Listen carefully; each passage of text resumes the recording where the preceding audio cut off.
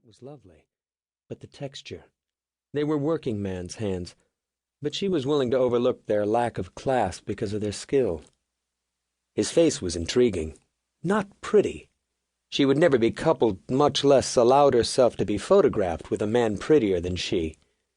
There was a toughness about his face, a hardness that had to do with more than tanned skin tight over bones. It was in the eyes, she thought, as she laughed lightly and wiggled free.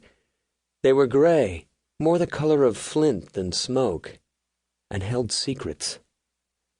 She enjoyed a man with secrets, as none of them was able to keep them from her for long.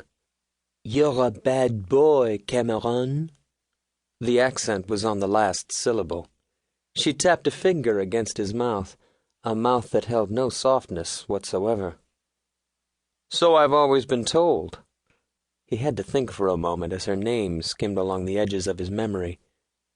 "Martine." "Maybe tonight I'll let you be bad." "I'm counting on it, sweetie." He turned toward the hotel, slanted a glance over.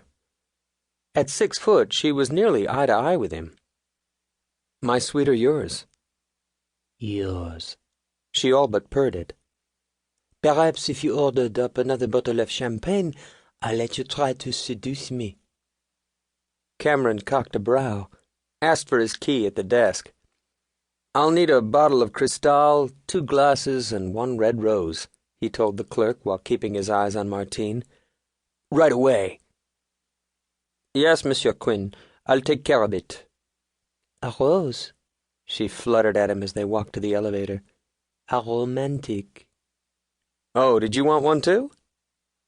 Her puzzled smile warned him humor wasn't going to be her strong point. So they'd forget laughs and conversation, he decided, and shoot straight for the bottom line. The minute the elevator doors closed them in, he pulled her against him and met that sulky mouth with his own. He was hungry. He'd been too busy, too focused on his boat, too angled in on the race to have taken any time for recreation. He wanted soft skin, fragrant skin, curves, generous curves. A woman, any woman, as long as she was willing, experienced, and knew the boundary lines. That made Martine perfect. She let out a moan that wasn't altogether feigned for his benefit, then arched her throat for his nipping teeth. "You go fast?" He slid his hand down the silk, up again. "That's how I make my living, going fast, every time, every way." Still holding her, he circled out of the elevator, down the corridor to his rooms. Her heart was rapping hard against his, her breath catching, and her hands, well, he figured she knew just what she was doing with them. So much for seduction. He unlocked the door, shoved it open, then closed it by bracing Martine against it.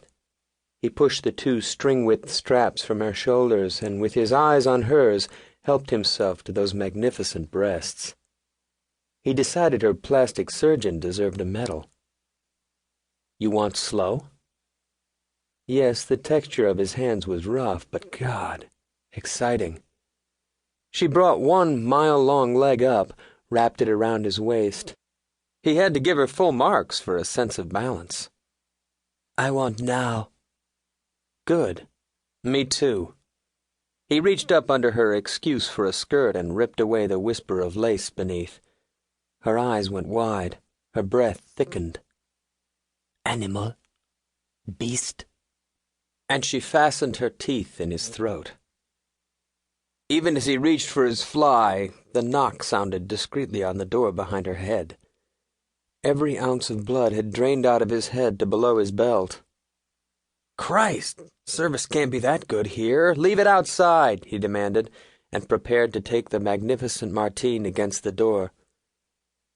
"Monsieur Quinn, I beg your pardon. A fax just came for you. It was marked urgent." "Tell him to go away." Martine wrapped a hand around him like a clamp. "Tell him to go to hell and fuck me." "Hold on. I mean," he continued, unwrapping her fingers before his eyes could cross. "Wait just a minute." He shifted her behind the door, took a second to be sure he was zipped, then opened it. "I'm sorry to disturb. No problem. Thanks." Cameron dug